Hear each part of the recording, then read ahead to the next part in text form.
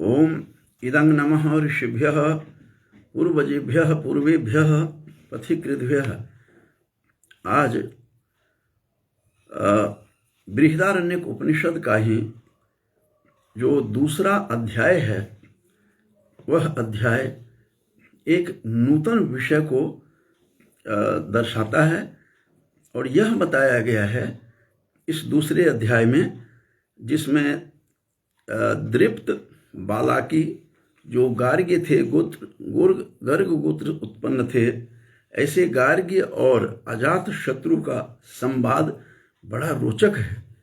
और इस संवाद से जो द्वितीय अध्याय है बृहदारण्यक उपनिषद का, इसके द्वितीय अध्याय से साफ स्पष्ट हो जाता है कि जो उस समय के तत्कालीन जो राजा थे, वो किस प्रकार से विद्या व्यसनी थे, किस प्रकार से आत्मज्ञान के प्रति सदा ललायित रहते थे और बड़े जिज्ञासु थे, और शास्त्रों को कुशलतापूर्वक पढ़ते थे और शास्त्र गौरव को बढ़ाते थे, आत्मगौरव को बढ़ाते थे, आत्मोत्थान करते थे। ऐसा हमें बृहदारण्यक के जो दूसरा अध्याय है उसके खिड़की से यदि हम देखते हैं तो पता चलता है कि याज्ञवल्क्य ने कितना हमारे समक्ष ऐसे ऐसे प्रमाण प्रस्तुत किए हैं, जिसमें कहा गया है कि द्वितीय अध्याय में कि दृप्त बालाकी एक गार्ग्य थे, गर्ग गोत्र उत्पन्न थे। उनके साथ राजा जो थे काशी के, उस समय काश्यम कहा गया है, वहाँ काशी के जो राजा थे, वहाँ अजात शत्रु नाम का एक राजा वहाँ रहते थे, जो अत्यंत प्रतापी थे। वह काशी राज जो थे, अजात शत्रु उनकी कोई अजात शत्रु कोई शत्रु जन्म ही नहीं लिया था। ऐसे अजात शत्रु तत्वज्ञ थे, आत्मविद्या विशारद थे, और गार्ग्य दृप्त जो थे, वो दृप्त जो है ज्ञानाभिमानी भी था, इसीलिए उनका नाम उसी अनुकूल रखा गया था। तो दृप्त बालाकी जो थे, वह गार्ग्य गोत्र में उत्पन्न, गर्ग गोत्र उत्पन्न थे, और गार्ग्य अजात शत्रु के साथ एक सुंदर संवाद, बहुत कुछ संदेश लिए हुए है। और इसमें जो बताया गया है कि काशी राज अजात शत्रु तत्वज्ञ ही थे, आत्मविद्या विशारद थे, आत्म तत्व पर वह विवेचन करते थे, ब्रह्मज्ञानी थे, और किस प्रकार के उस समय राजा थे, यह आज के युग में सीखने की बात है। उनके पद चिन्हों पर चलना चाहिए। इस प्रकार का संदेश हमें जो बृहदारण्यक उपनिषद है, इसके बृहदारण्यक उपनिषद का जो दूसरा अध्याय है, यह अध्याय इस बात को प्रकाशित करता है कि किस प्रकार के ऐसे ऐसे लोग उस समय थे। और कहते हैं कि वो अचानक एक दिन उस राजा के पास, अजात जो काशी राज थे, उस काशी राज के पास अजात शत्रु नाम के जो राजा थे, जो आत्मज्ञानी थे, जो तत्वज्ञ थे, तत्व के ज्ञाता थे, ऐसे राजा के पास हठात एक दिन दृप्त बालाकी जो थे, वो आ जाते हैं विद्वान, और थोड़े से ज्ञानाभिमानी भी थे, ज्ञान पर उनको अभिमान भी था, और स्वाभिमान तो ठीक है, अभिमानी थे। उसने ये जब अजात शत्रु से आकर के कहा कि मैं तुम्हें ब्रह्म का उपदेश करता हूँ, आते ही जब कहा उस काशी राज को कि हे राजन, मैं आपको ब्रह्म ज्ञान प्रदान करूँगा, ब्रह्म का उपदेश करूँगा, तो राजा ने उसे उसी क्षण 1,000 कहते हैं सुवर्ण मुद्रा, कई जगह आया है कि 1,000 सुवर्ण मुद्रा उन्होंने दी। लेकिन इसमें जब इसका मूल देखेंगे बृहदारण्यक उपनिषद का, तो मूल में इस प्रकार की बात नहीं की गई है, वहाँ पर मुद्रा की बात नहीं की गई है। शांकर भाष्य पर यदि दृष्टिपात करेंगे तो इसका उन्होंने जो सहस्रम एतस्याम वाचि ददमो जनको जनक इति वै जनाः धावन्ति इति जो बात की गई है, जो मूल इस मंत्र में है, इस बृहदारण्यक उपनिषद के दूसरे अध्याय के प्रथम मंत्र में ही जो इस प्रकार का जो संकेत है, जिसके व्याख्याकार उसे सहस्रम को सहस्र स्वर्ण मुद्रा का बताने का प्रयास करते हैं कि उन्होंने उनको सहस्र सुवर्ण मुद्रा भेंट किए। लेकिन जहाँ तक इनके भाष्य को जब हम देखते हैं, शांकर भाष्य को, शंकर ने जो व्याख्या की है बृहदारण्यक उपनिषद की, उस व्याख्या में इस सहस्र पद का अभिप्राय वहाँ गौ से है कि 1000 गौ उन्होंने गाय उनको प्रदान गाय दी, गाय भेंट की, इस प्रकार की बातें कही गई है। और उसमें कहा गया है कि किस प्रकार से दृप्त बालाकी नाम का जो वह ब्रह्मज्ञानी था, वह जो ब्राह्मण था, वो अचानक एक दिन आकर के काशी के राजा थे, काशीराज का नाम यहाँ पर जो है इसके द्वितीय अध्याय में जो याज्ञवल्क्य लिखते हैं, उसमें उनका नाम अजात शत्रु के रूप में कहा गया है। इसका मतलब उनके शत्रु जन्म भी नहीं लिए, उनके समक्ष उनका कोई शत्रु नहीं था, अजात शत्रु थे, उनका नाम ही यही था। काशी के राजा थे और आत्मज्ञानी थे, तत्वज्ञ थे। और उन्होंने उनके पास आकर के एक दिन अचानक जो दृप्त बालाकी नाम का था, वह उनके पास पहुँचे और उन्होंने कहा कि मैं आपको ब्रह्म का उपदेश करूँगा। तो जो उसके शब्द है कि काश्यम ब्रह्म ते ब्रवाणी इति कहा है। स होवाच अजात शत्रुम, कौन थे अजात शत्रु? तो काश्यम कहा गया है, काशी के राजा थे। तो ब्रह्म ते माने तुझे आज ब्रह्म ब्रवाणी इति, ब्रह्म का उपदेश करूंगा। और स होवाच अजात शत्रु, बड़ा प्रसन्न हुआ अजात शत्रु। अजात शत्रु के पास कोई नहीं आता था, उसे टीस थी, उसे पीड़ा थी कि मेरे पास आते नहीं हैं। और राजा जनक के पास लोग विद्वान सब जाते हैं, आत्मज्ञानी थे वो भी।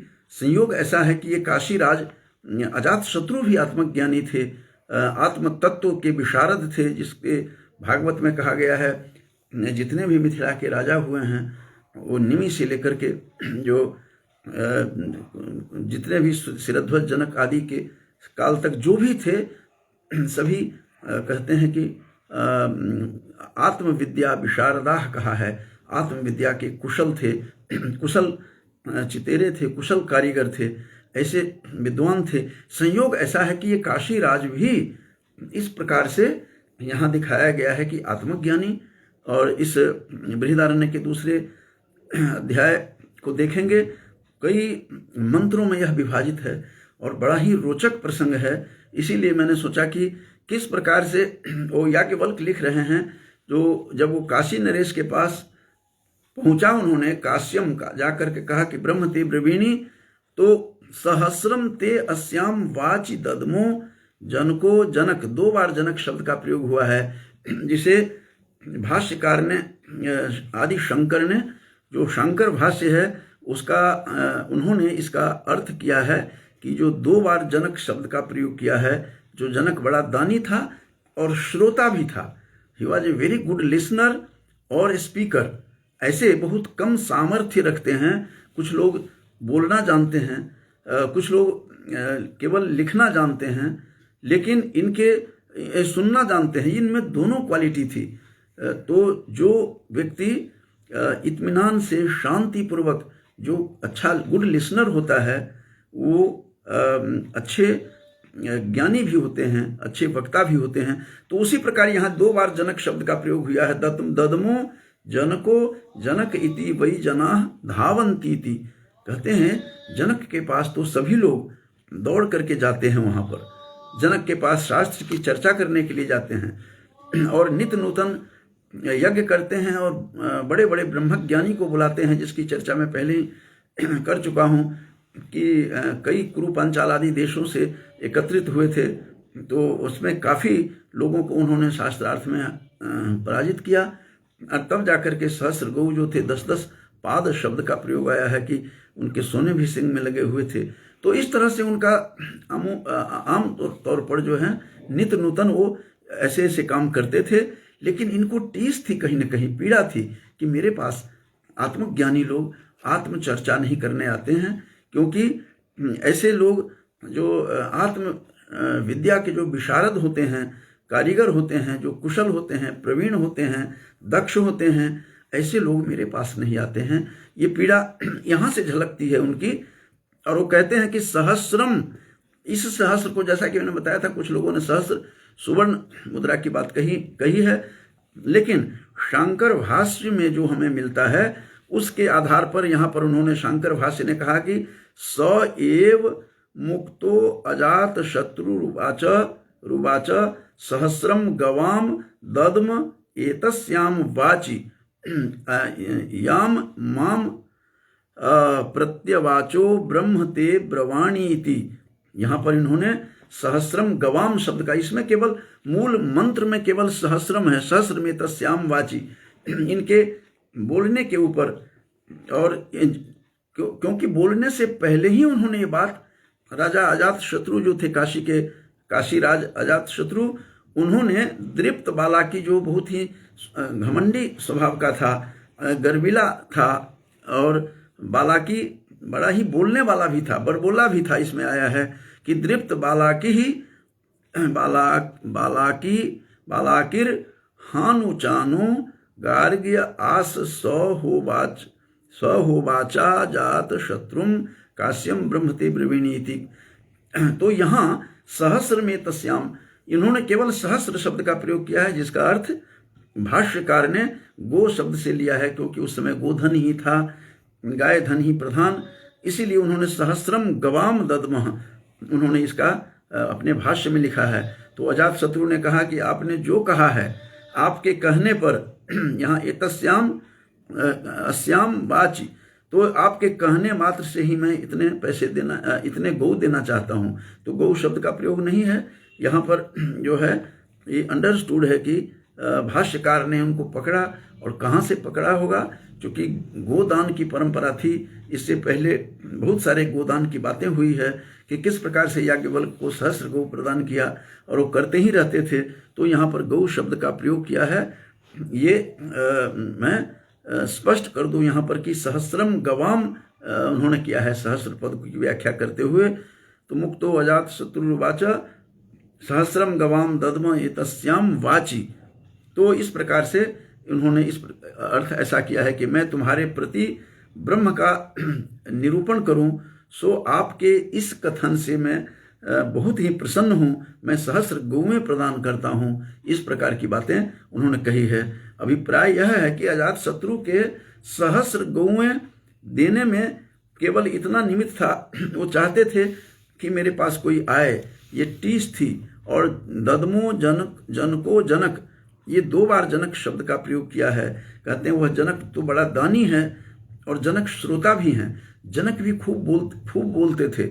आप इससे पूर्व इसी में आप देखेंगे बृहदारण्यक उपनिषद में जनक संवाद करते हैं और काफ़ी सारे संवाद करते हैं। जनक का पीछे आया था कि अचानक एक दिन जैसे दृप्त बालाकी पहुंच गए अचानक, तो उसी प्रकार से एक दिन याज्ञवल्क्य भी राजा जनक के पास पहुंच गए, और उन्होंने, राजा जनक ने देखते ही कहा कि आपको गोधन के लिए आए हैं कि ब्रह्मचर्चा भी होगी। तो उन्होंने कहा था कि उभयमेव सम्राट, उन्होंने कहा हे सम्राट, उभयमेव, मेरे पास दोनों दृष्टि है, जिस दृष्टि से आया हूँ। जाते ही जब उनको पूछा कि धनार्थम केवलम समागता भवन्तः अथवा ब्रह्मचर्चा भी भविष्यति, तो उन्होंने ब्रह्मचर्चा की कहा कि उभयमेव, राजन शब्द नहीं करके सम्राट कहा है। उभयमेव सम्राट, हे सम्राट, हम दोनों काम के लिए आए हैं। तो इस प्रकार से यहाँ भी उसी प्रकार से दृप्त बालाकी नाम का जो थोड़ा बड़बोला भी था, गर्विला भी था, अहंकारी था, इसके अहंकार का भी नाश हुआ है। उनके जब देखा शास्त्रार्थ, जब वो ब्रह्म चर्चा करने लगे तो बार बार ये कहते हैं नहीं मैं तो मानता नहीं हूँ। ये काशी राज कहते हैं अजात शत्रु मैं आपकी बात से सहमत नहीं हूँ। फिर वो खुद व्याख्या करते हैं और अंत में फिर उसका जो है गर्व टूट जाता है। वो जो काशी नरेश के सामने जो आया हुआ था वह दृप्त बालाकी नाम भी था, दृप्त घमंडी स्वभाव का था, घमंड था।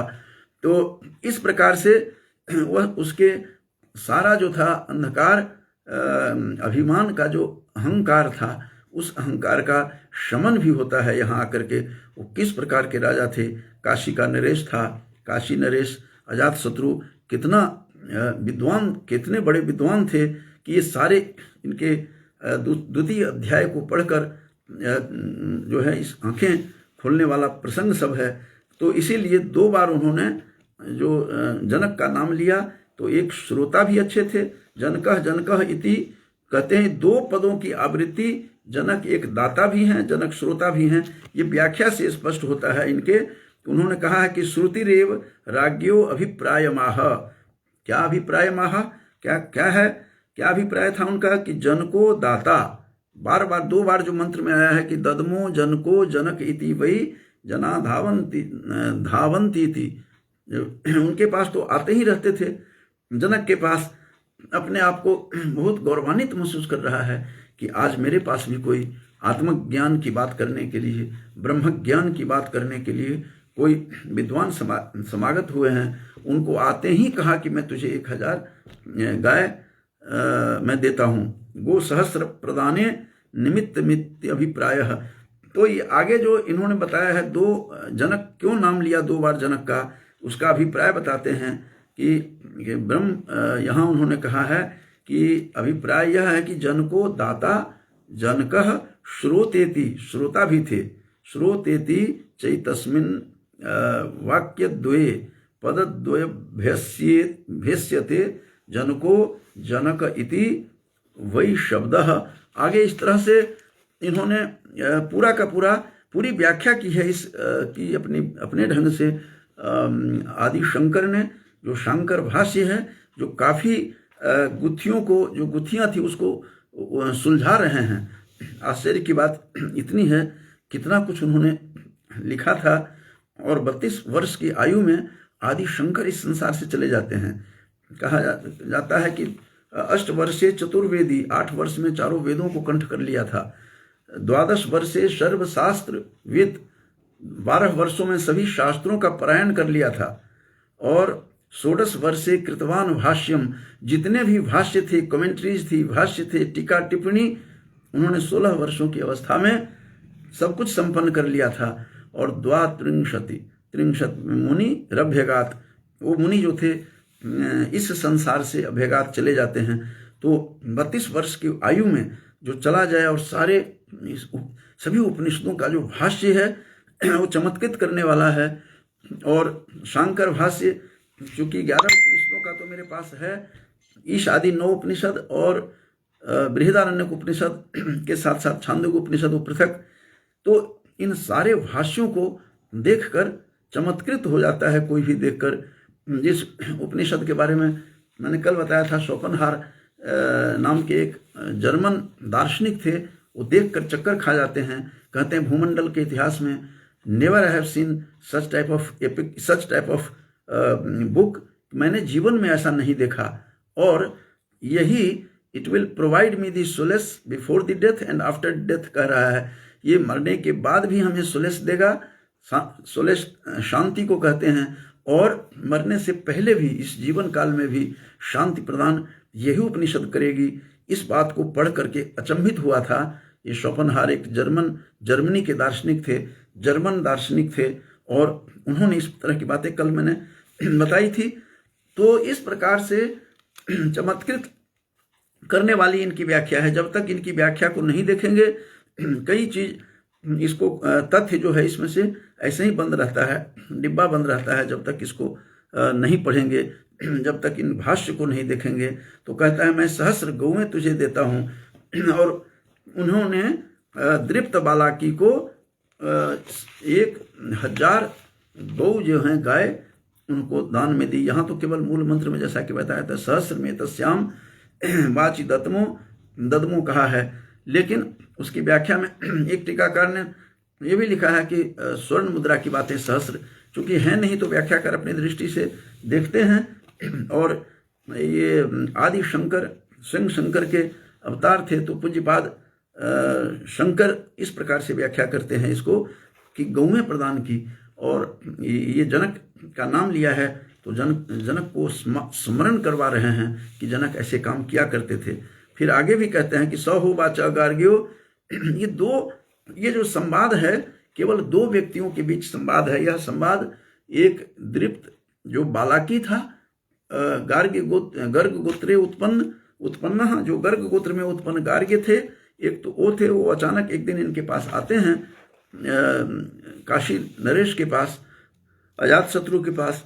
वो बड़ी प्रसन्नता से उनको सहस्र गो प्रदान करते हैं। उसके बाद दूसरे मंत्र में चर्चा होती है कि ब्रह्म की चर्चा में उपदेश करूंगा, वे स्वयं उपदेश लेकर के जाते हैं। कई तथ्य हैं इसमें, बहुत विस्तार है, मैं तो थोड़ा से इशारा मात्र कर रहा हूं। और स हो वाचा गार्ग्यो दूसरे मंत्र में है कि यह एवासा वादित्य पुरुष एत मेवाहम ब्रह्मोपास इति। उन्होंने कहा कि उस गार्ग्य ने कहा, दृप्त बालाकी ने कहा, यह जो आदित्य में पुरुष है हे राजन, इसी की मैं ब्रह्म रूप से उपासना करता हूं। तो उस अजात शत्रु ने कहा नहीं, ऐसा नहीं है, इसके विषय में बात मत करें आप, क्योंकि मैं इसका ज्ञाता हूं, इसके मर्म को जानता हूं, यह सबका अतिक्रमण करके स्थित है। तब उन्होंने कहा कि नहीं, आदित्य में पुरुष हैं, जो कहा कि यह जो आदित्य में पुरुष है इसी की मैं उपासना करता हूं। तो अजात शत्रु के ने कहा, फिर राजा ने कहा, काशी नरेश ने कहा, नहीं, इसके विषयों में बात मत करो, यह सब अतिक्रमण करके स्थित है, जो आदित्य लोक में कैसे कैसे है, क्या है, समस्त भूतों का मस्तक है, और राजा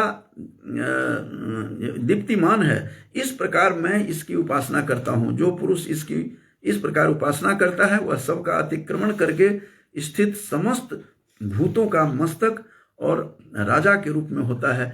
इस तरह से सारा शास्त्रार्थ चलता है और बहुत लंबा है, विस्तार रूप में है।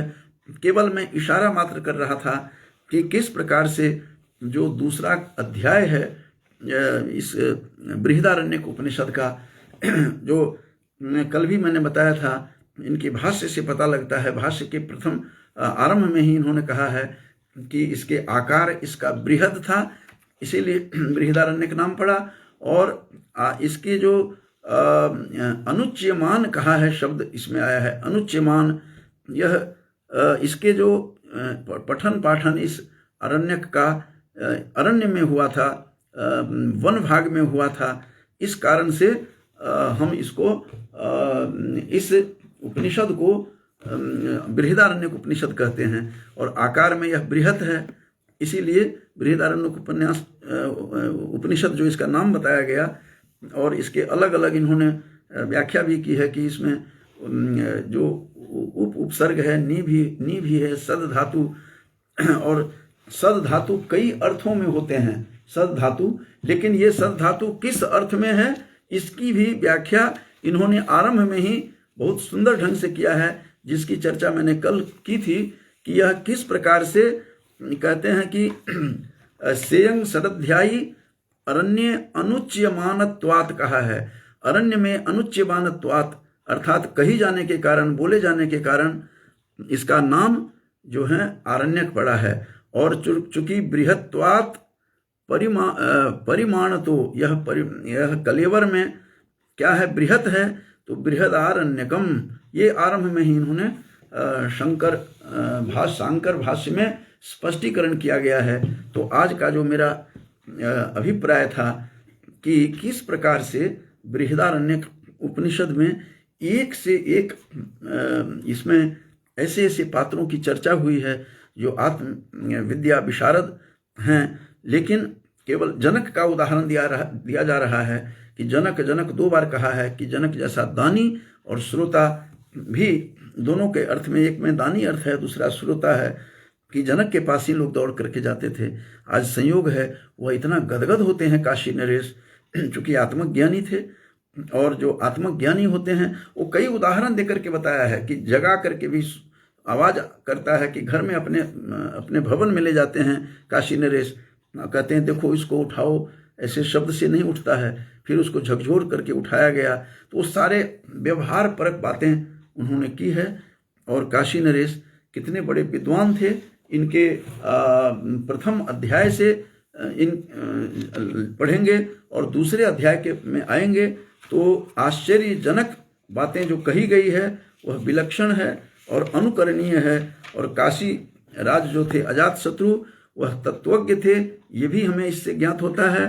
और श्रुति यह भी सूचित करती है हमें कि जो सच्चे महानुभाव होते हैं, जो सच्चे व्यक्ति होते हैं, वे दूसरों के दोष की ओर न देखकर उसका आदर ही करते हैं। जैसा कि दृप्त बालाकी का जो उन्होंने आदर किया, और आदर करने के बाद यद्यप वह अभिमानी था दृप्त बालाकी, फिर भी उन्होंने उनके घमंड को देखते हुए भी उन्होंने ऐसा कुछ नहीं किया, उनको प्रचुर मात्रा में दान भी दिया, और जनक का को भी स्मरण कर रहे हैं। तो जनक कितने बड़े दानी थे, इससे भी यह पता चलता है। और कहते हैं कि सच्चे महानुभाव जो होते हैं वो दूसरों को दोष नहीं देखते हैं। कई बार पर दोष दर्शन करने का हम लोग प्रयास करते हैं और हम लोग खुद का नुकसान करते हैं, यह भी हमें ज्ञात होता है इससे। साथ ही इसमें ब्रह्म विद्या की महत्ता भी सूचित होती है कि ब्रह्म विद्या के प्रति, आत्मविद्या के प्रति कितने लालायित थे लोग, कितने, चाहे वो राजा हों और चाहे ब्रह्मज्ञानी जो जिस ब्राह्मण की चर्चा की जा रही है यहाँ दृप्त बालाकी का, चाहे जो कोई भी हों, लेकिन राजा भी ब्रह्मज्ञानी थे। इस मिथिला के राजा के बारे में तो भागवत के 9वें स्कंध में महता कंठेनोक्तम, वहाँ तो डिंडिम घोष किया गया है। लेकिन काशी नरेश जो काशी राज अजातशत्रु थे, ये भी गुणग्राही थे। तो गुणग्राही होना चाहिए, जिसकी केवल प्रतिज्ञा करने पर ही कि मैं आपको, जब आकर के उस ब्राह्मण ने कहा, अजातशत्रु को कहा दृप्त बालाकी ने कि मैं आपको ब्रह्म का उपदेश करूंगा, तो कितने गुणग्राही थे कि केवल प्रतिज्ञा करने पर ही उसने, विद्वान ने वक्ता के प्रति अपनी अनुपम उदारता व्यक्त की है। इसके पश्चात गार्ग ने जिन जिन आदित्य के अभिमानी पुरुषों का महत्व का आरोप किया, राजा अजातशत्रु ने उन्हें परिच्छिन्न देव मात्र बताकर उसको उपासना भी विशिष्ट फल बताते हुए उन सब का निषेध भी किया है। इससे पता लगता है कि उनको कितना ज्ञान था। इस प्रकार अपनी बुद्धि की गति कुंठित हो जाने से गार्ग का अभिमान भी वहाँ पर चूर चूर हो जाता है। गार्ग जो अभिमान में पड़ा था, अभिमान मनुष्य को विकास नहीं करने देता है, इसीलिए सहज सरल सदा रहना चाहिए, ये भी हमें संदेश मिलता है।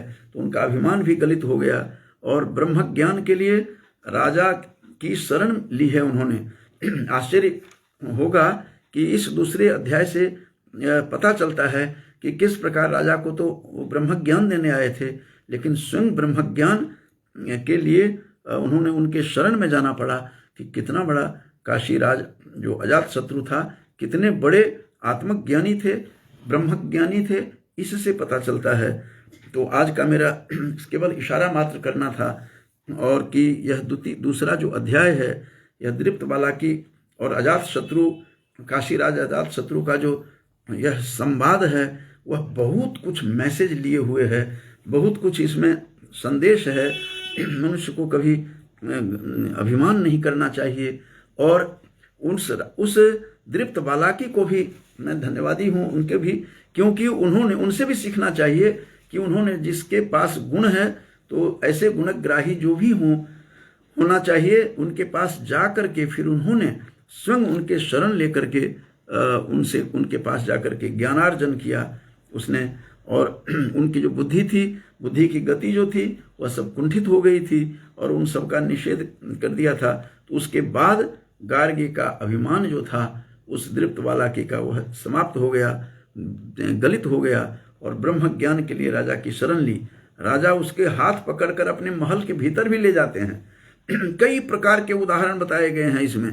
महल के भीतर ले गया और वहां सोए हुए एक पुरुष के पास जाकर प्राण क्या है, और उन्होंने कहा प्राण के अभिमानी चंद्रमा के बृहत पांडरवास सोम राजन इत्यादि नाम लेकर पुकारा गया, कोई नहीं उठा।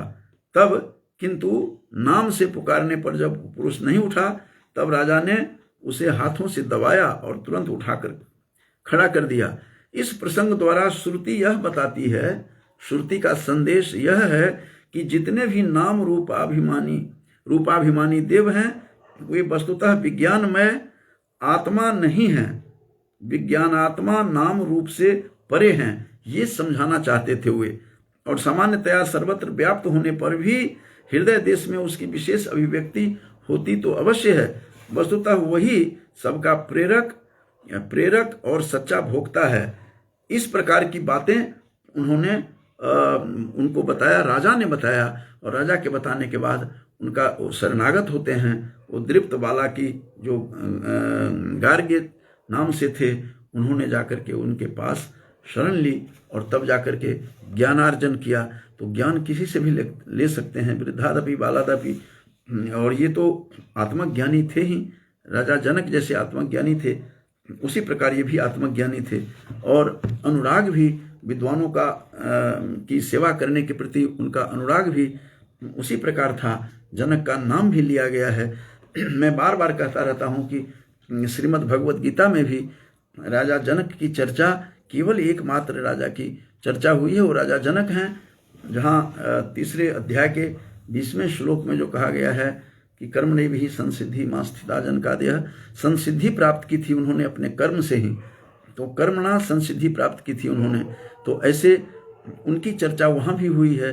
और यहाँ भी याज्ञवल्क्य ने दूसरे अध्याय में इस राजा जो काशी नरेश थे उसके माध्यम से करवाया है। तो ये अत्यंत रोचक प्रसंग है काशी राज अजातशत्रु का और दृप्त बालाकी जो थे गार्ग्य, उन दोनों के बीच संवाद बहुत कुछ संदेशों के साथ सुसज्जित है। अवश्य यह पठनीय है। बस आज भर इतना ही मुझे केवल इशारा मात्र करना था। तो हमारे गांव से विद्वान पिता के पुत्र पंडित ऋषिकेश झा भी श्रवण कर रहे हैं, और इसी प्रकार दिनेश पांडे जी हमारे एक और मित्र हैं जो संस्कृत के परम विद्वान हैं और यमुनानगर हरियाणा से सुन रहे हैं, और अशोक कुमार जी हमारे सहपाठी डॉक्टर अशोक जी भी श्रवण कर रहे हैं। तो उन सबको शुभकामना देते हुए अपनी वाणी को विराम देता हूँ। बहुत बहुत धन्यवाद बंधुओं।